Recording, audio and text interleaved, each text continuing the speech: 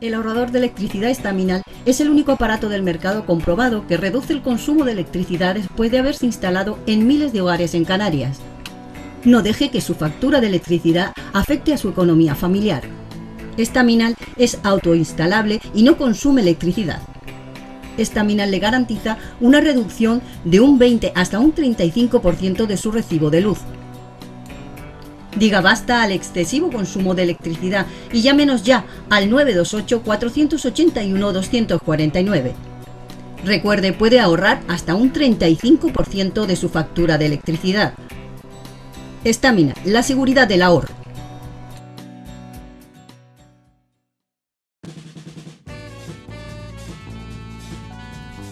El ahorrador de electricidad Estaminal, tras muchos años de instalación en Canarias y ser elegido como producto del año en ahorro energético a nivel nacional, le ofrece la posibilidad de ahorrar de un 15 hasta un 35% de su consumo en su factura de electricidad. Sea cual sea su negocio local o industria, Estaminal tiene el ahorrador que se adapta a sus características. No se fíe de las imitaciones, Estaminal solo hay uno, con las homologaciones de la comunidad internacional. No deje que los gastos abusivos de electricidad afecten a la economía de su negocio.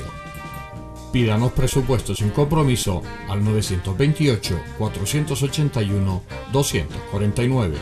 Ahorrador industrial de energía Estaminal, la solución a su excesivo consumo energético. Recuerde, ahorre de un 15 a un 35% de su factura de electricidad.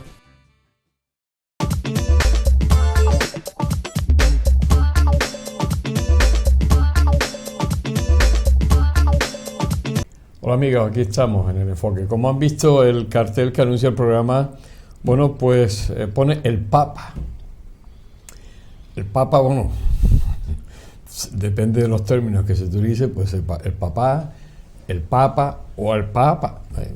Cambia un poco la entonación. Pero vamos a hablar de esta figura, presidente del Estado Pontificio o el dirigente, el máximo dirigente del Estado Pontificio, y bueno, sobre todo por las últimas historias que han surgido en torno a la figura del Papa. En este caso, el Papa Francisco, que fallecía hace unos días. También el cónclave que iba a elegir el nuevo Papa, que estamos en ese momento, ya cuando se graba este programa, todavía no había salido, pero bueno, quedaban minutos. Para hablar de ello tenemos a dos invitados. A mi izquierda, Antonio Melián, colaborador de esta casa, mediador familiar y muchísimas cosas más. Buenas noches, Antonio. Buenas noches. Y a mi derecha tenemos a Paco Javier Montes de Oca, también colaborador de esta casa, además en un programa como el de No Somos Mayores, que lleva ya muchos años, y psicólogo, y también un montón de cosas más. Buenas noches, Paco. ¿Qué tal? Buenas noches a todos. Bien, vamos a hablar primero de la figura del Papa, después hablaremos de Francisco y después hablaremos del cónclave. La figura del Papa, Antonio, es un dirigente político, porque dirige una nación. ¿Cómo está la figura de ese mandatario? Sí, la figura de ese mandatario, efectivamente, se elabora a partir de aquellas frases del Evangelio, en un diálogo muy afectivo que está entre Jesús y Pedro. Cefas. Él le dice, te llamas Cefas, pero a partir de ahora te llamarás Pedro, porque tú eres la piedra angular donde yo quiero fundamentar mi iglesia. Mi iglesia es una palabra griega que significa, para no entrar en detalles, significa comunidad, significa reunión de amigos, reunión en torno a la imagen de Dios, a la presencia de Dios, al concepto de alguna manera de la trascendencia. ¿Por qué en Roma? ¿Por qué en Roma? En Roma muere Pedro, muere en mal estado, significa que lo matan. Habían tres puntos muy importantes, que era Alejandría, Sofía, Turquía, la parte griega, y Roma. Se entendieron bien en una primera etapa donde se coordinaban, habían elementos de mando que se iba turnando para mantener la igualdad, pero luego ya en el siglo XI, que es cuando se acomete el primer cisma, es los ortodoxos que se quedan con Alejandría y Sofía y Roma, que se queda sola, pero en fin, es muy posterior. Estamos hablando del siglo I, que es Pedro, tú serás el soporte de mi iglesia. Pedro no era un hombre valiente, ni era un hombre muy intelectual, ni era nada de esto. Y el Estado Vaticano, parece mentira, pero el Estado Vaticano es de la época del rey Vivaldi. Vivaldi es ¿cómo se llama? El último rey que tuvo Roma, Víctor Emanuel Saboya, II. Saboya, ¿no? Vale. Entonces, este hombre amenazó a Pío IX con quitarle todo, porque le pidió que le cediera todos los estados pontificios, que eran muchos. Ahí había más estados pontificios en Roma, en Italia, que estados civiles. Entonces el Papa le cedió unos cuantos reinos, pero él dice: ahora voy a por todo, y a ti te doy 1 kilómetro cuadrado, que lo mandó medir, y ese será tu estado. O sea que esto es del siglo XVII, XVIII, a ver si me equivoco, o XVII, XVIII, y entonces ahí empieza el estado pontificio, con todas las categorías que supone un estado, ¿no? Pero realmente Roma, el Vaticano, es más una institución religiosa donde lo fundamentalmente es la fe trascendental en Dios y en seguir viviendo de otras maneras, pero realmente y la base fundamental de ese Estado hoy es la fe, es la esperanza, es la caridad, es el amor al prójimo, es todo aquello que desde el Evangelio Jesús nos enseña, y es la que se encarga de propagar. Otra cosa que lo haga bien. Muy bien ese apunte final.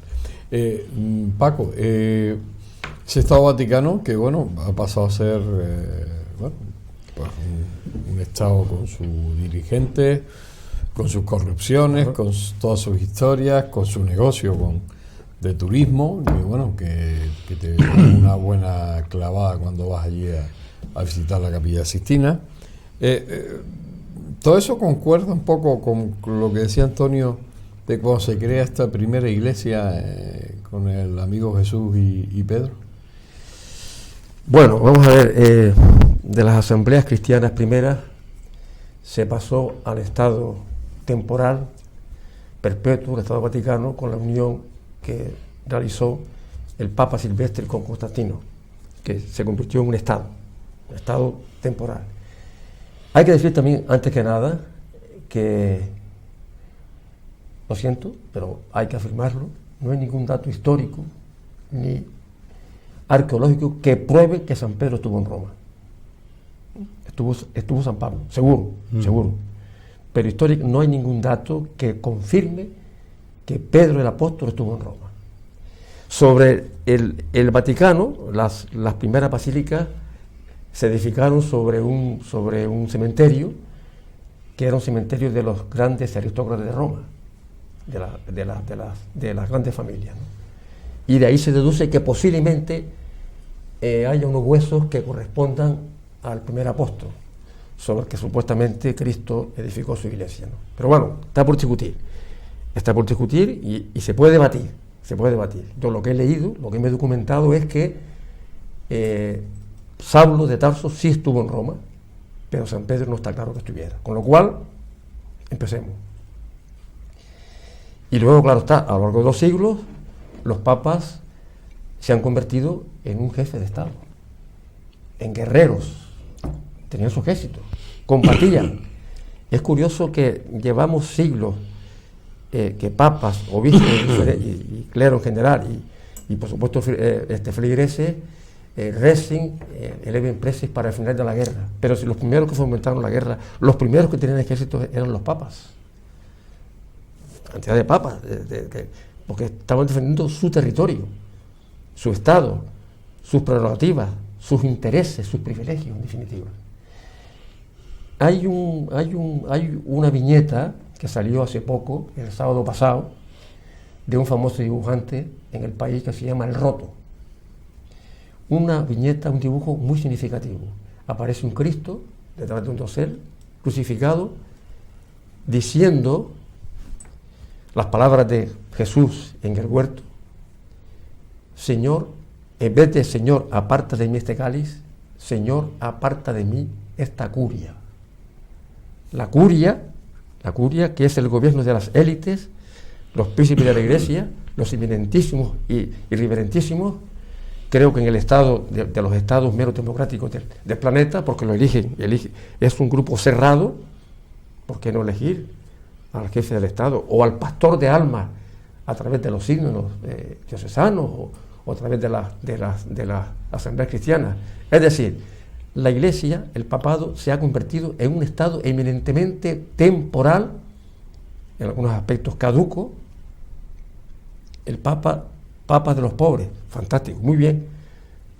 ¿Y el funeral? ¿Qué personajes han asistido al funeral del papa? Es la manifestación más absoluta del poder temporal.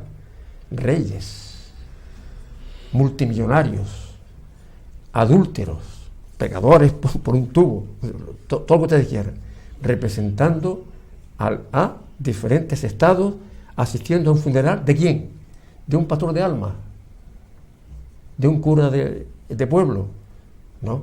Representando delegados, embajadores de un jefe de Estado temporal que es el Vaticano.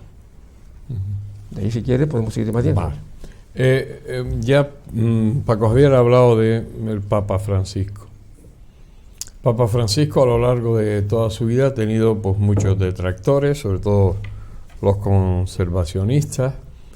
¿Qué impresión tienes tú de este Papa que acaba de fallecer? Vamos a ver, un cardenal que ha sido arzobispo, obispo, cura jesuita, que ya es decir, cuya descendencia, que fueron sus abuelos y sus padres, fracasaron en ambas tentativas de unas empresas.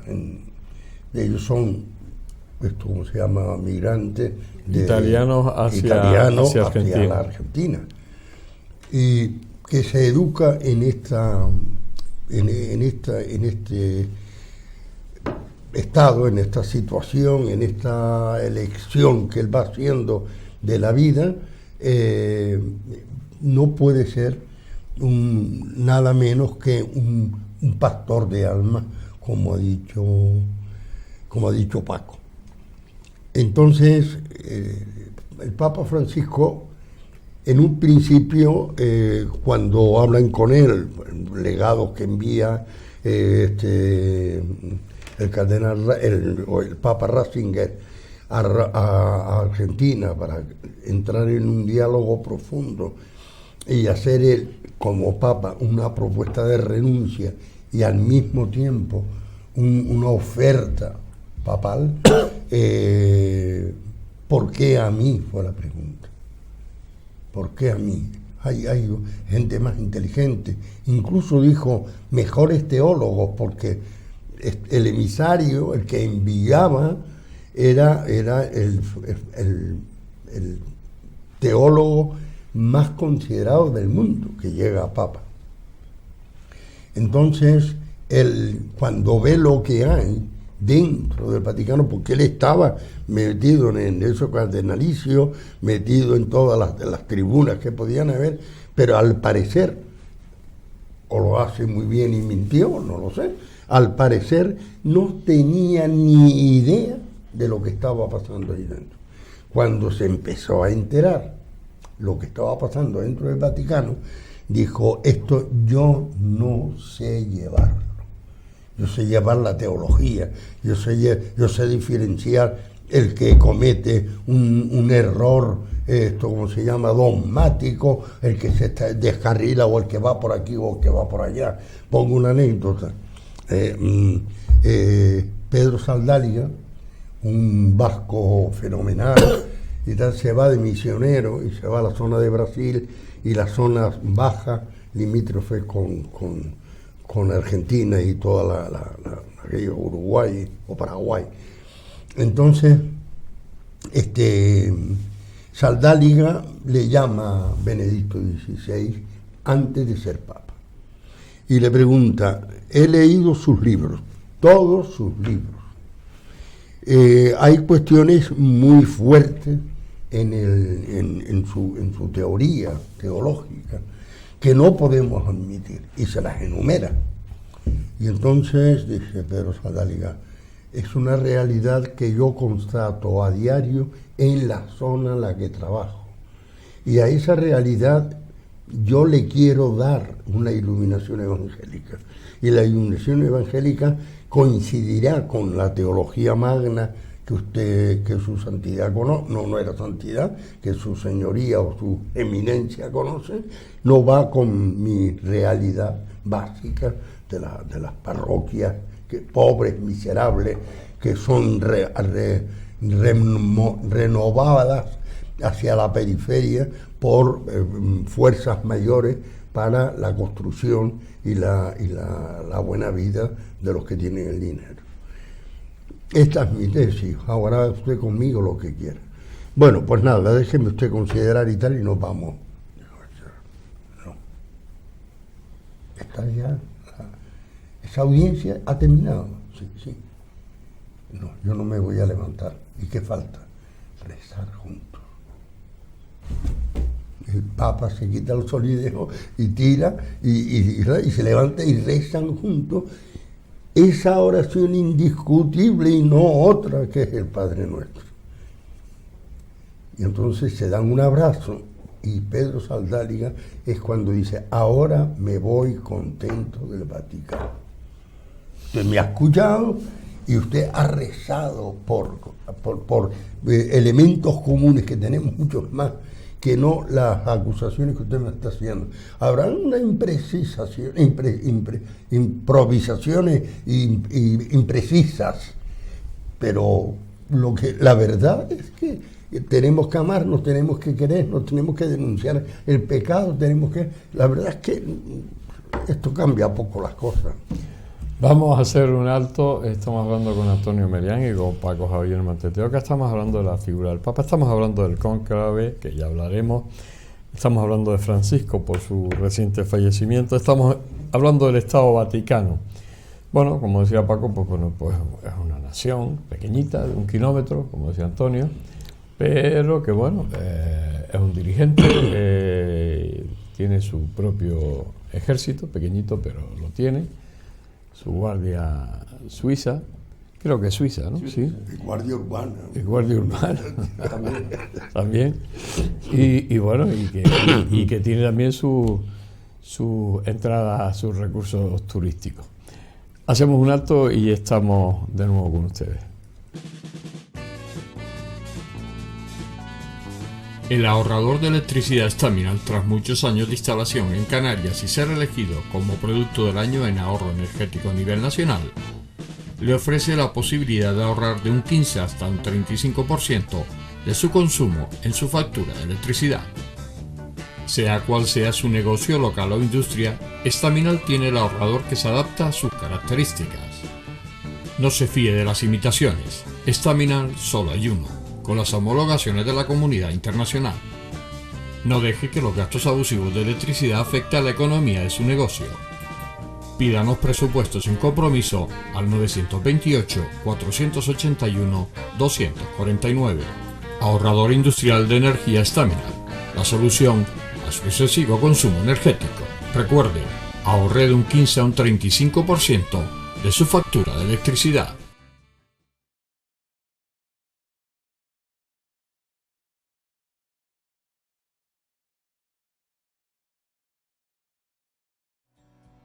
El ahorrador de electricidad estaminal es el único aparato del mercado comprobado que reduce el consumo de electricidad después de haberse instalado en miles de hogares en Canarias. No deje que su factura de electricidad afecte a su economía familiar.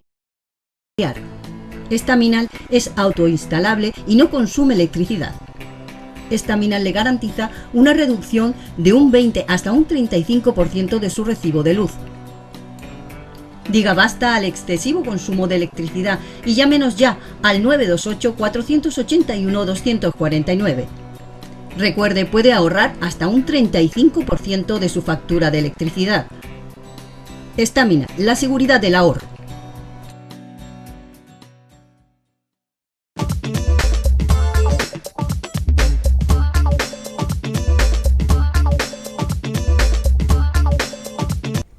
Seguimos en este especial dedicado a la figura del Papa.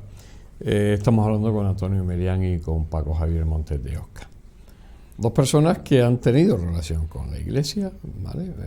No parte de sus profesiones que tienen hoy, bueno, tuvieron bastante relación con la Iglesia católica. En el caso de Antonio, bueno, pues en su momento fue sacerdote, y en el caso de Paco Javier, bueno, fue seminarista también muchos años. Y me echaron, no me fui. Exactamente, encima lo echaron por medio.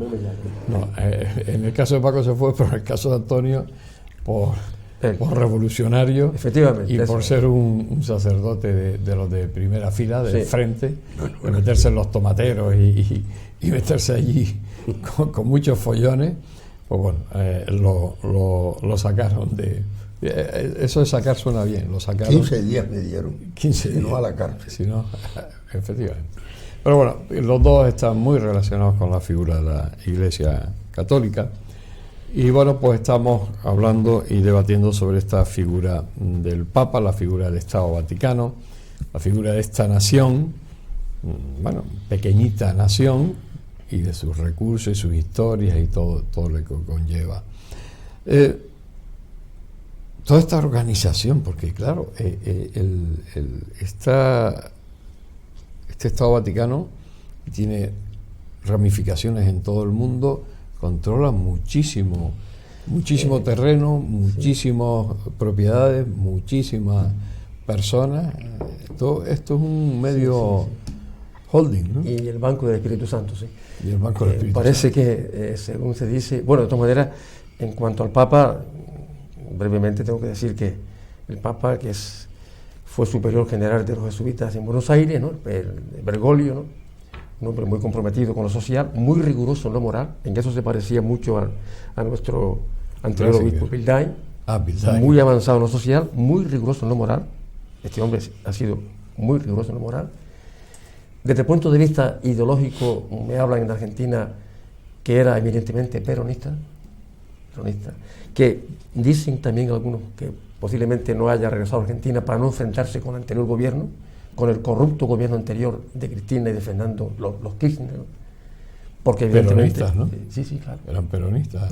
Pero peronistas... A su manera. A su manera, de bolsillo, sobre todo de bolsillo, ¿no? Y de corruptos, ¿no?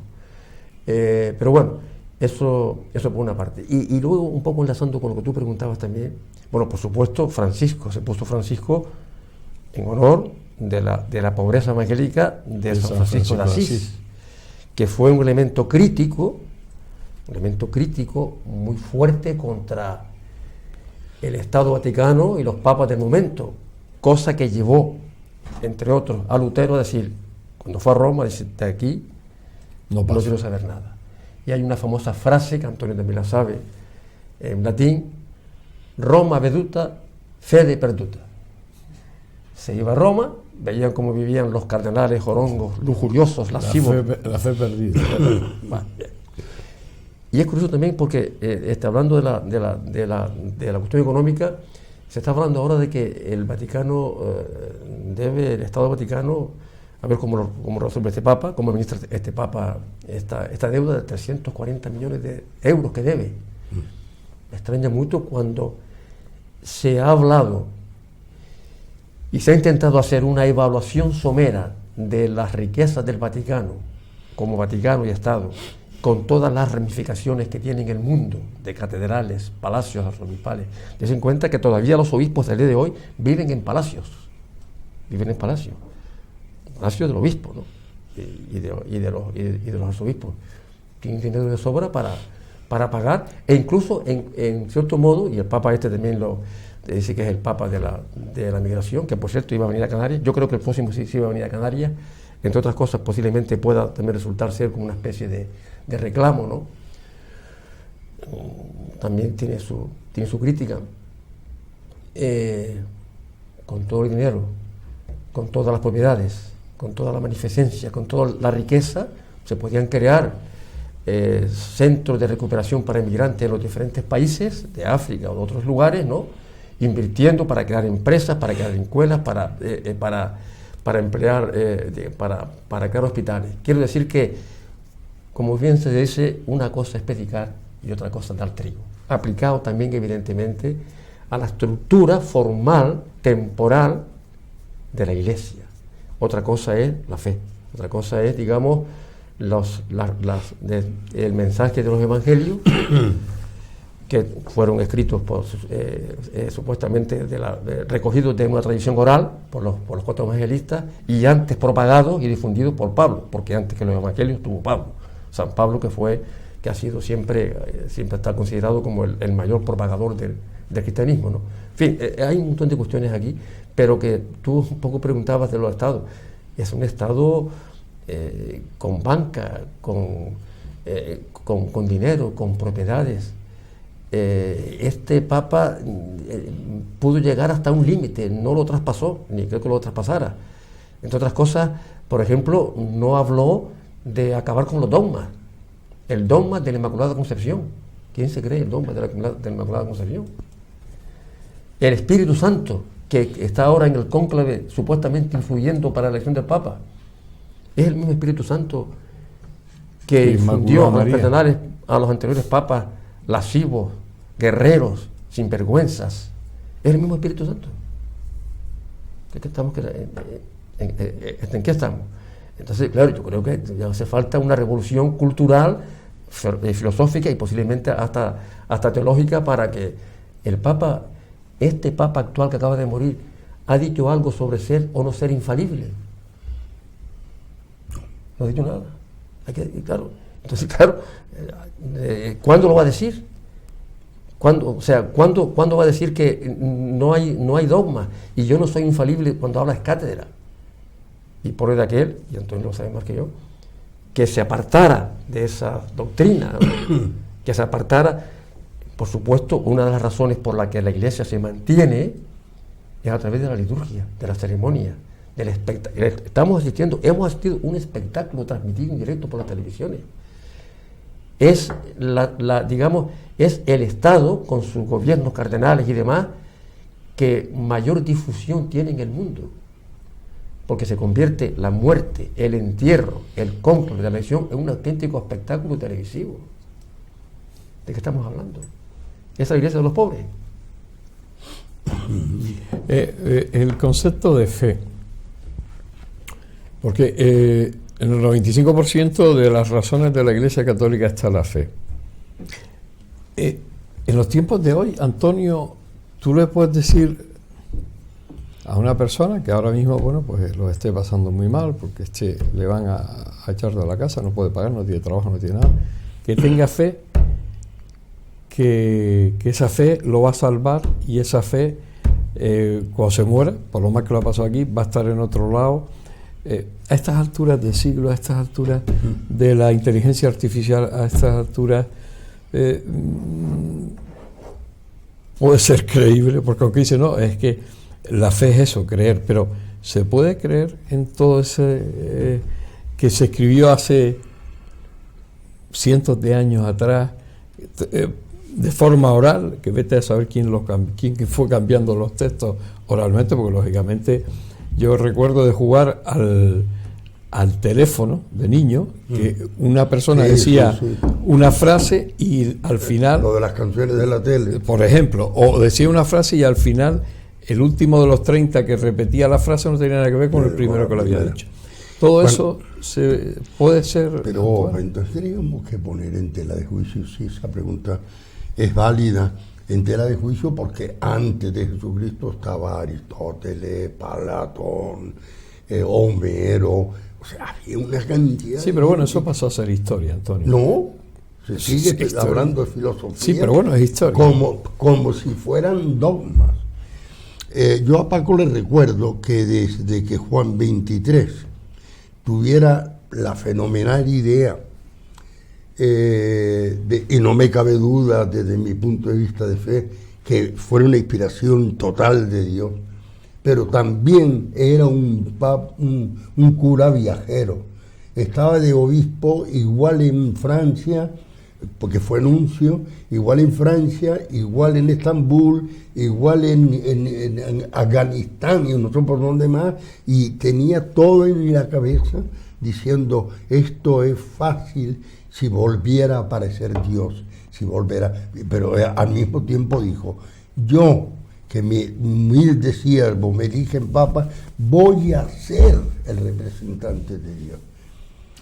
Y Paco, tenemos la suerte de que desde ese momento que se convoca el concilio no hubo ningún dogma, se cuestionaron dogmas, se silenciaron dogmas. El dogma de la Inmaculada Concepción, yo cuando era cura decía, María es la mujer más extraordinaria del mundo, porque María es sencillamente válida y válidamente sencilla, con sencillez. No miro para la Virgen del Pino, miro a la Virgen del Carmen, miro para la Virgen de la Misericordia, llena de joyas y de tal. Bueno, pues esos son los secuestros que denuncia Paco. La Iglesia, si te vas a la catedral y te ojeas libros de dibujo que están reseñando el Palacio de Constantino y todos esos grandes eminencias y riquezas y poderío, son idénticas. Fíjate la catedral nuestra, tiene un habitáculo arriba, semicircular, abierto, donde está el obispo y algunos canónigos de valía en cuanto no a la persona, sino en cuanto al cargo que tiene, el deán, el arcipreste, el no sé qué y el no sé cuánto. 4 o 5 escalones y está el clero bajo se llamaba. 2 escalones, y aquí felicito al arquitecto, porque solamente entre el clero bajo y el pueblo llano hay 2 escalones, nada más. O sea, y te vas a estos señores que tenían el rey, el emperador, los nobles, que con títulos, ¿no?, que se les podía dar y quitar, y las obligaciones que llevaban el título. Cuando el imperio austrohúngaro, que era inmenso, el rey decía que lo resuelvan los nobles que tengo yo en esa zona, que se pacifiquen, que resuelven, y si no, que cojan las armas, pero a mí no me estén complicando la historia. Entonces, el conde, el marqués, el duque, tenían el poder de hacer las levas, sacar de los agricultores y tal, que no habían visto ni en fotografía porque no existían las espadas, le daban una espada y a matar a los de enfrente, que son amigos y parientes, ¿no? Pero había que hacer la paz. Entonces, yo quiero más entrar en estos avances que dije, ¿cuánto daría yo por una iglesia pobre? Muchas veces lo dijo el Papa Francisco. El Papa Francisco no pudo crear una crisis económica, porque los haberes son inmensamente desproporcionales a la riqueza. Es decir, lo que tiene el banco, lo que tiene los bancos del Vaticano es unas nóminas ingentes y millonarias que pagar, y lo que tiene simplemente es un cash flow. No tiene dinero, no tiene dinero, pero esa deuda tan grande, los bancos no la dan, no la permiten si no tiene un haber a que echarle mano. O sea que aquí estamos dando los pasos. Un papa que viene de Argentina, con todos sus defectos, por ejemplo, a mí me da rabia cuando salían las palabras del Papa y decía, esto no lo debió decir el Papa. No lo debió decir así. Cuando en el avión se reúne con los periodistas y dice, yo no puedo avanzar más porque tengo un poder LGTBI dentro de LGTBI, no. De maricones, dijo, porque yo creo que le pasó al Papa como a mí ahora, no me viene la palabra, y dice, de maricones y tal. Un año o 2 años después de haber sido Papa, él quiere ir a Brasil y el Estado de Brasil le invita a que presida el Congreso Internacional de Jóvenes. Y tiene una entrevista de 1:30, no como estas de aquí que son de 1/4 de hora, de 1:30 con un periodista y le pregunta, ¿por qué no vive usted en el Palacio Episcopal? El papal. Por seguridad y por miedo. Esas fueron las palabras. ¿Las debió decir? No las debió decir. Habla un hombre que asume una responsabilidad y que esa responsabilidad le asusta. Le asusta porque todavía estaba caliente el Papa Francisco I, que no prosperó porque lo mataron los 7 días. Y lo mataron tan bien que aunque no dejaron hacer, autopsia, si la hubieran hecho tampoco se notaba. Era un Papa hipotenso y con una pastilla más lo matan. Una imprudencia médica. ¿Qué quiere que haga mi título? Tome. Ya tengo yo amarrado por otro lado millones de dinero. Entonces, vamos a poner los pies un poco en la tierra y decir, aparece un hombre con cualidades deslumbrantes, que tiene sus defectos, claro que sí, que son humanos. Es que Jesucristo dijo, fíjate que yo jamás hubiera, yo eso lo decía yo en los púlpitos, yo jamás hubiera contratado en una empresa a Jesucristo como jefe de personal. Era malo eligiendo su equipo, malo. Aquellos hombres eran cultos, eran pescadores, eran del día, del día, tal. Judas era el hombre que un poquito más entendía de economía y gracias a eso comían ellos, y al primo y al amigo Lázaro de Jesús, que cada vez que iban a verlo comían caliente y dormían en un colchón. O sea que era eso. Jesús, quiero hablar contigo, invítame a cenar, y hablamos. ¿Por qué? Porque era la manera, coño, de comer caliente. Vamos a hacer una pequeña pausa, Antonio. Estamos hablando de la figura del Papa. Vamos ya a la parte final, pues con Antonio Melián y con Paco Javier Montes de Oca. Volvemos ya. El ahorrador de electricidad Staminal, tras muchos años de instalación en Canarias y ser elegido como producto del año en ahorro energético a nivel nacional, le ofrece la posibilidad de ahorrar de un 15 hasta un 35% de su consumo en su factura de electricidad. Sea cual sea su negocio local o industria, Staminal tiene el ahorrador que se adapta a sus características. No se fíe de las imitaciones, Staminal solo hay uno, con las homologaciones de la comunidad internacional. No deje que los gastos abusivos de electricidad afecten a la economía de su negocio. Pídanos presupuestos sin compromiso al 928-481-249. Ahorrador industrial de energía Staminal, la solución a su excesivo consumo energético. Recuerde, ahorre de un 15 a un 35% de su factura de electricidad.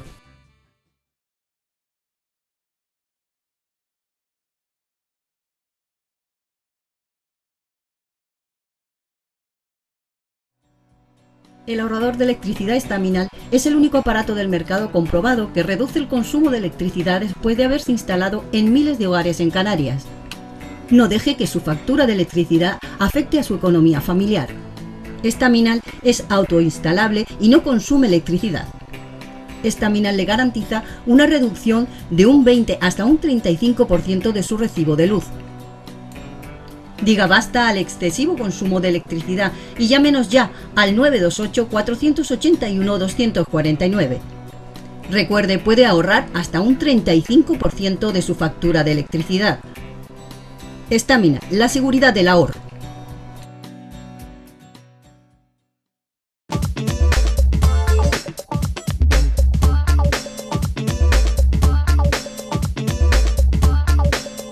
Llegamos a la parte final de este especial, del enfoque dedicado a la figura del Papa. Bueno, hablamos del cónclave,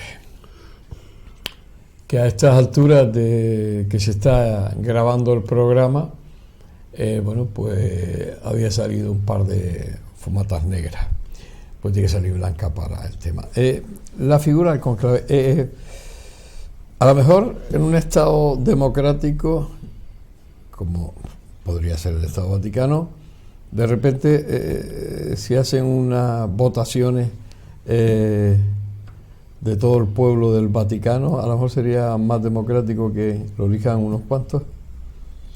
O de las asambleas cristianas repartidas, vamos, católicas, repartidas por todo el mundo, ¿no? Sí, vuelvo a insistir que yo creo que el cónclave es la reunión.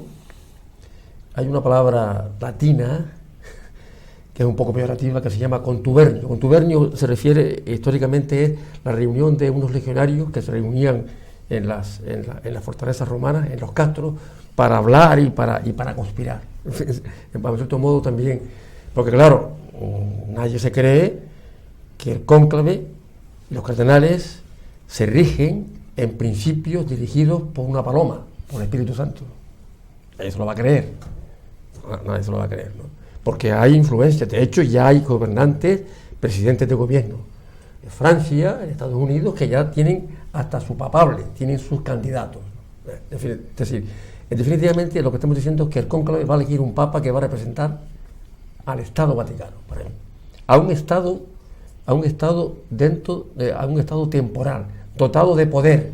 Evidentemente en este caso tiene un poder también importante espiritual, sobre 1.500 millones de católicos, de los cuales la pregunta es ¿cuántos son practicantes? Y en esto estoy también un poco de acuerdo, estoy con Antonio, la crisis de fe. La juventud ha abandonado, ha desistido de la Iglesia, A mí personalmente me conmueve más un gospel cantado por los cantantes o por Elvis Presley que toda esta parafernalia, ¿no? Me da más sentimiento, más emoción. Los jóvenes han desistido de la Iglesia. Las iglesias están cerradas, no hay párrocos, no hay vocaciones, no hay nadie rezando terciario, se acabaron. Quiero decir que hay una crisis, entonces yo creo que hay que retomar este tema y posiblemente si se abstrae uno de toda esta parafernalia, de todos estos fastos, toda esta pompa del cónclave, a lo mejor llegaríamos a una conclusión en la que la Iglesia tiene que extenderse, incluso como poder temporal, incluso espiritual, para reunirse, lo que decía Antonio al principio, en las asambleas cristianas primeras, de los primeros cristianos, que se reunían, hablaban, compartían el pan, el vino y demás, y de ahí salían los posibles representantes de Cristo en la tierra, supuestamente, ¿no? Que luego fueron evolucionando ¿a qué? A papas y a cardenales, a un Estado opresor, con cardenales y con obispos y con abades y demás, que tenían mucho que desear, Y sobre todo, después había unos jueces como la Santa Inquisición que se hizo famosa a nivel mundial, ¿no? Hombre, Santo Domingo fue presidente de un tribunal de Cabildo. Santo Domingo, el fundador de los dominicos. O sea, quiero decir que todo camina hacia un poder temporal que existe, que lleva ya 2000 años, ¿no? Y que se basa muchas veces en cuestiones no históricas, sin probaturas arqueológicas y demás, y que son a través del Evangelio que no está practicado, no fue practicado incluso las enseñanzas por sus propios representantes en la Iglesia y por supuesto mucho menos por la política, ¿no? Yo a veces digo, el mensaje de los políticos, que tan cristianos son, que tanto estuvieron ahora en el funeral del Papa, que tanto, que con toda la parafernalia, todo su vestimenta y demás, que practiquen el Evangelio. Está clarísimo que practiquen el vademecum de un político actual, sobre todo políticos de derecha, tan cristianos y tan católicos ellos, que practiquen el Evangelio. Pero no lo hacen. Hombre, claro. Los Francisco Lutero, yo estoy de acuerdo en bastantes planteamientos que tú te haces, pero a mí me gusta positivar un poco el tema de la figura de este hombre que se metió en un embolado con miedo. Eso no se puede hacer, es que no sería eficaz, pero este hombre tenía una supremacía dentro de él, puedo. Y además se lo decía el otro día un grupo que lo pusieron, y yo no sé si era tan lastre como Pilain, pero este hombre se reunía con mujeres, con pantalones cortísimos, unos tales cual, y allí dialogando. Y mira tú, Papa, que yo lo que pienso es que tal y que cual, y él no se enfadaba porque no le decían santidad. Es decir, tú Papa, pues yo Papa, sí señor, te puedo tuteame lo que tú quieras. Pues sí señor, eso indignó a más de la mitad de los cristianos, simplemente tuteame si quieres, pero dime lo que te he preguntado. Es decir, me interesa el tema de ustedes, ese tema profundo y vital de su vida, y no me preocupo, no me ocupo de las historias de títulos y de demás, respetos y dones y pamplina. En definitiva, ¿tú te acuerdas de los mandamientos, los 7 sacramentos de la Iglesia? Yo no, yo me acuerdo poquísimo. Sí me acuerdo. No se habla de ni uno. Se sigue haciendo el bautizo, se sigue haciendo la confirmación, se sigue haciendo la primera comunión, se sigue haciendo la boda, se sigue haciendo las ordenaciones sacerdotales y episcopales. Esta semana hemos tenido el honor para mí de un compañero que fue compañero cuando yo en el 96, el 97, recuperé la teología y me licencié en teología. O sea que soy de la teología reciente, es el obispo de Tenerife. Y hay una foto, un cuadro, que está José Miguel, un chico que estuvo por Fuerteventura, Italia, y luego se salió, Eloy y yo, fuimos los 3 compañeros de ese curso, porque Eloy había estudiado muchísimo de teología y estaba también en el proceso de repesca. Y José Miguel no sé de dónde venía, pero también estaba en el proceso de repesca. Entonces, la idea, por ejemplo, de volver al Vaticano, de volver en este momento a la elección de un Papa, efectivamente la Iglesia sigue manteniendo, porque le ha convenido, y ha convenido a los demás estados que la Iglesia no se mueva, siguen influyendo los estados en el Vaticano. ¿Qué problemas no tuvo el arzobispo el cardenal, no recuerdo el nombre, de Cuba con Fidel Castro, dando puñetazos en la mesa, para llegar a un mínimo acuerdo de subsistencia, que así le llamaba Fidel Castro? Aquí no se va a firmar concordato, yo no concuerdo con ustedes en nada. Aquí vamos a firmar un entente para poder nosotros entendernos nada más. Y estaba con el cardenal, porque lo eligieron, que era un jesuita, compañero mío también del seminario, Pedro Navarro, no sé si te sonará, era una eminencia. Pedro Navarro, yo lo iba a preguntar cosas del latín o de tal, y estaba con abierto el cajón leyendo Te Veo, porque lo que decían allí el profesor, eso que entraba a su cerebro, y no necesitaba leer más ni estudiar más, se aburría, pues conseguía los estos para seguir el seminario.